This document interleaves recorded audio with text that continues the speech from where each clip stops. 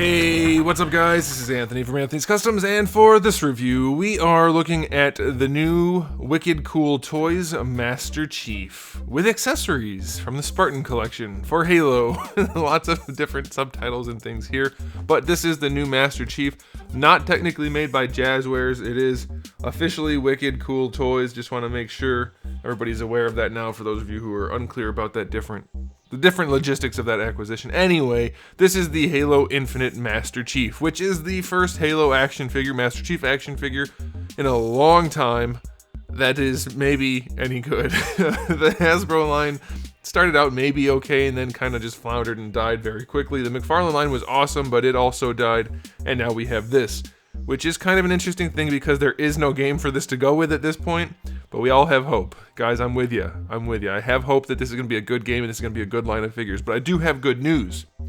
So far, this line of figures is very promising. There's a whole lot to talk about here, so let's go ahead and get this guy off the stand and take a closer look. This guy stands just about 7.5 inches tall, give or take, a little bit more than that probably, which makes him pretty close to, let's say, just shy of 19 centimeters. And before we get into the rest of the review, let's see if I can speak English. Time for the daily question. Easy question. Which is your favorite look for Master Chief? Which version of his armor, which game, however you want to describe it, that's fine. I don't care. You don't have to be too specific, but which version of Master Chief is your favorite? Not which action figure, which version of his armor and his aesthetic. That's what we're talking about. Okay, on to the review. I know a lot of people are very curious. How is this line going to shape up? What exactly is it going to be? Is it a kid's line? Is it an adult collectible line? What are we talking about? And the answer is it's a little bit of all of those. This is a very good blend of, I would say, most accurately, it's a mix of Joyride and McFarlane. There's really not too much Mattel in here other than it's more along the lines of a traditional toy line, and Joyride was kind of niche, and McFarlane was more heavily geared towards adults. This is somewhere in between, so I would say it's only got that in the sense of Mattel. Otherwise, it is very much along the lines of McFarlane and Joyride. Very nice toy quality to it, like Joyride. High focus on accuracy, that kind of thing. But then also it does have the detail and the qualities that might make an adult interested in collecting this. It doesn't have that crap look that most of the Mattel figures had, so that's pretty good. Now, I technically did find this red one first, and I actually reviewed him first. You guys haven't seen that yet, though, so I'll probably reference him in the video, but you won't have it to see until probably a few days from when you're seeing the review for this guy. That's okay, the review will come out for this guy. Now, before we get into anything else, let's go ahead and do a couple of height comparisons, just so you have an idea. This guy is part of their 6-inch line. Master Chief's supposed to be like 7 feet tall. It depends on where you look, but that's a good enough idea. So here he is up against a 1/12 scale Marvel Legends figure. They are slightly oversized, but look at that. Look at it. Look at that scaling. That is pretty much what you want out of a Master Chief size-wise. So there's one guy. That's like a very standard Marvel Legends figure. Here's one that's a little bit taller. I don't know why he appears to be tall right now. Maybe it's just the way I have his legs posed. Oh, or maybe one of his legs is long. We'll look into that as we go. But there he is up against a Hugh Jackman Wolverine figure, Marvel Legends. Again, scaling that's pretty darn close.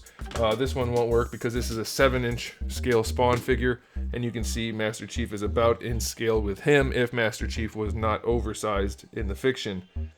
That'll still look pretty good on a shelf if you wanted to put those two next to each other. There you go. And then lastly, just one for funsies. Super Shredder, which is supposed to be gigantic and not really in scale with anything, but there he is up against Master Chief. Alright, so scaling is definitely more along the lines of a true 1/12 scale 6-inch action figure, as they say. Again, he's not 6 inches, which is good, because normal humans would be. He is not a normal human.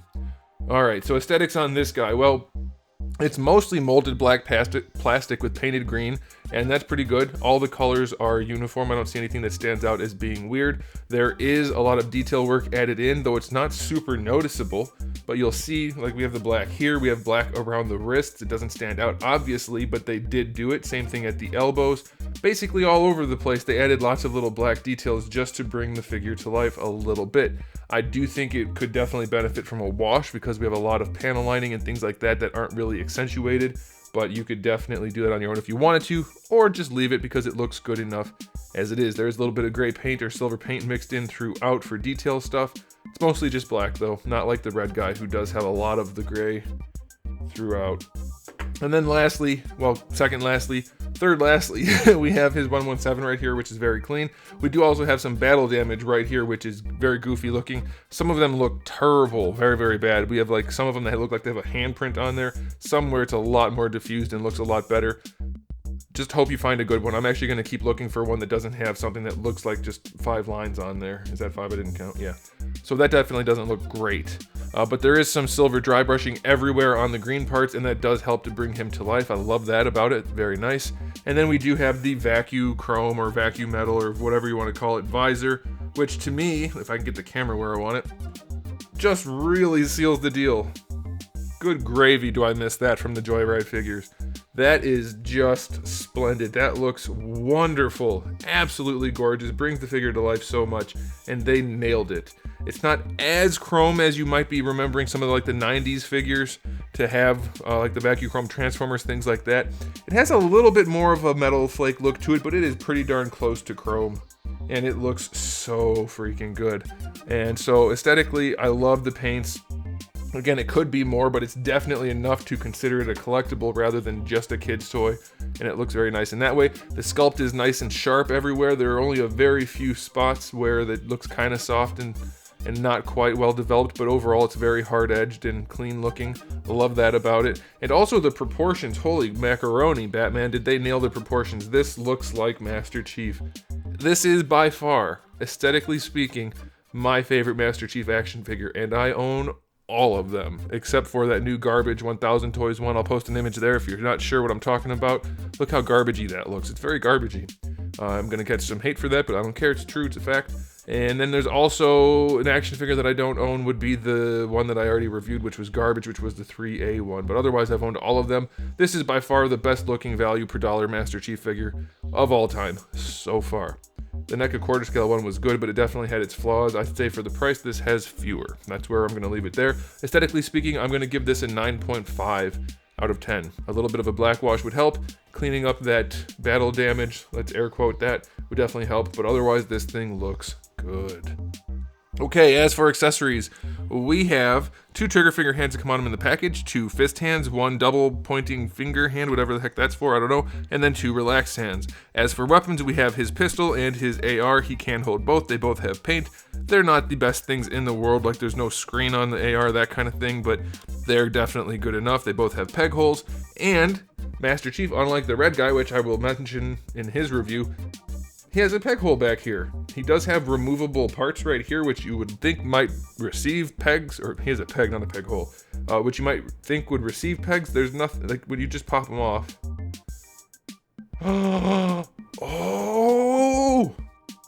Oh, you flip them around.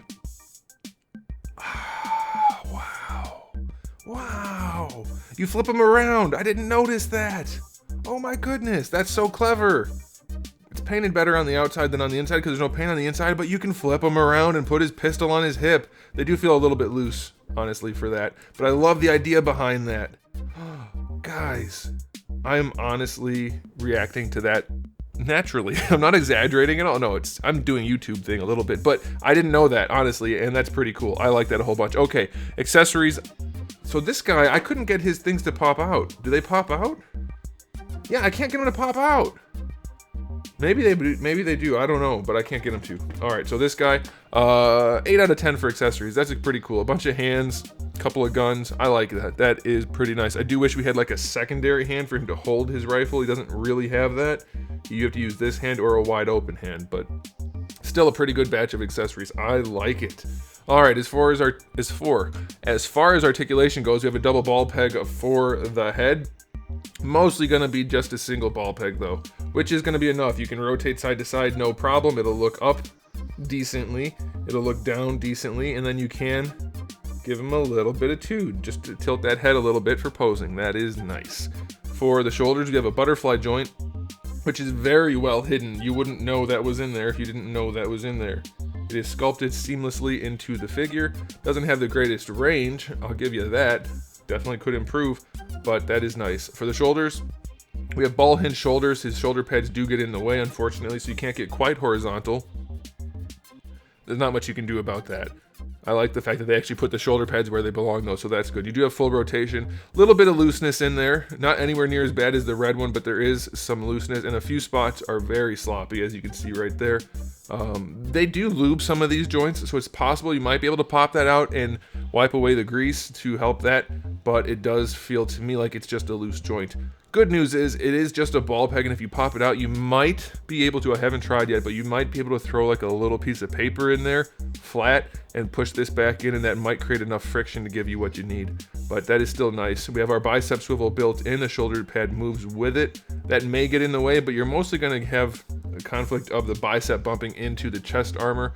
You'll be able to cross his arms enough for him to pose enough. I'll show you as we go, or actually I'll show you at the end. Double jointed elbow. It's automatically bent a little bit, which is a little disappointing. Probably not a huge deal breaker.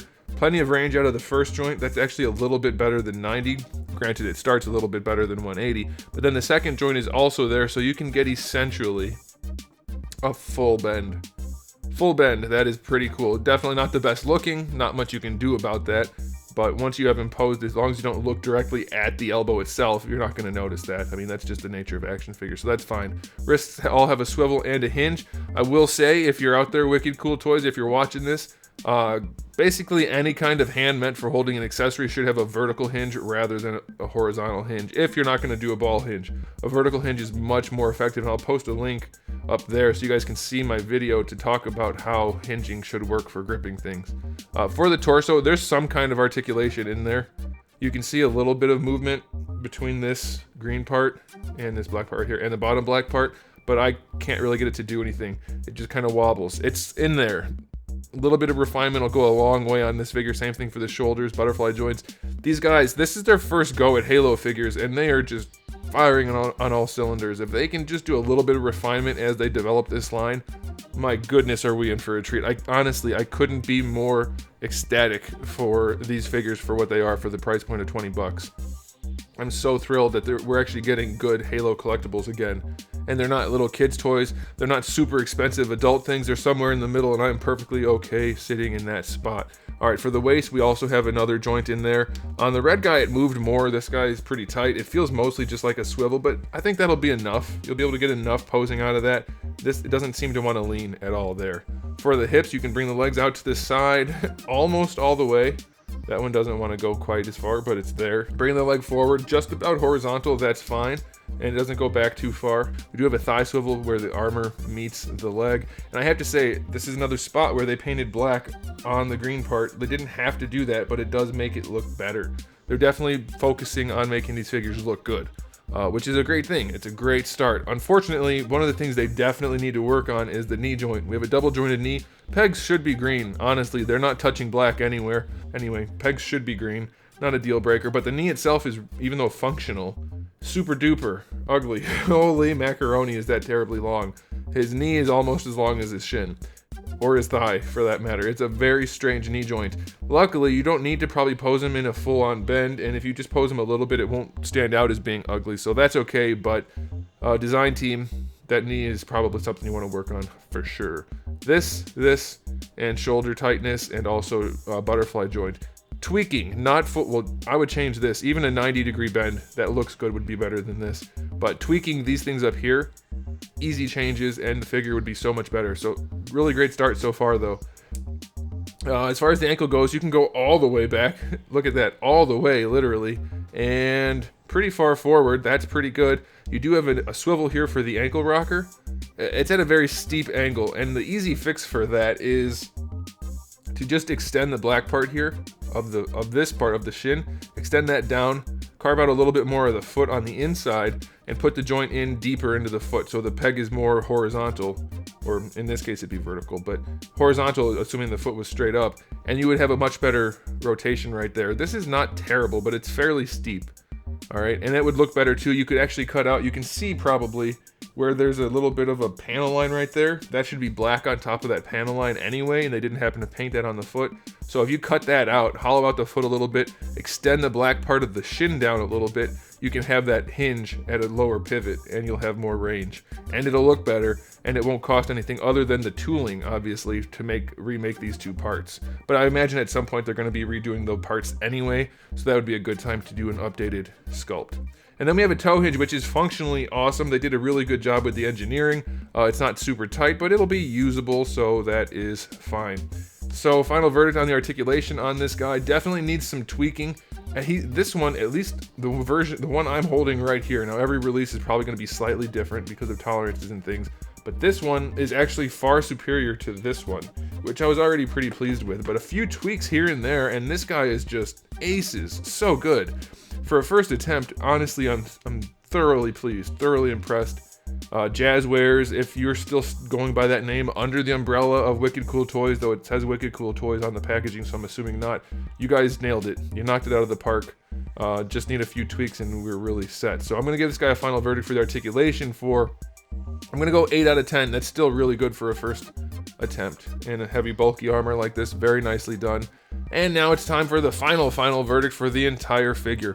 Personally, guys, I am so satisfied with this release. It blows Mattel out of the water. Absolutely 100%. It, in a different type of style, rivals McFarlane. I'm not going to say one's better or worse because this one's a lot bigger, so they're just kind of different. But I could definitely see collecting, whoever wants to collect those will be happy to collect these. That's what I'm thinking. Same thing for Joyride. Obviously Joyride came out a long time ago, but the nature behind those is what we see here. It's kind of a care for what they're making. A sort of love for the sculpting and the crafting, and there's passion behind this product. You can tell.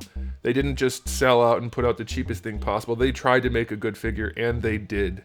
Or they got lucky as hell, but either way, it makes me very happy as a consumer, personally, and as a reviewer, because I don't often get to talk about figures that just, you can tell whoever made it, and whoever was in charge of who was making it, actually cared about what they were doing. There's a lot to like about this, guys, and the fact that it's for Halo, that makes it even better. It gives me hope that going forward, Halo isn't going to be a dead property, and we have a lot going in our favor. So final verdict on this guy, 8 out of 10. Really, really, really strong release. A few tweaks would just set this guy off completely, and I'm thrilled to see where they go going forward.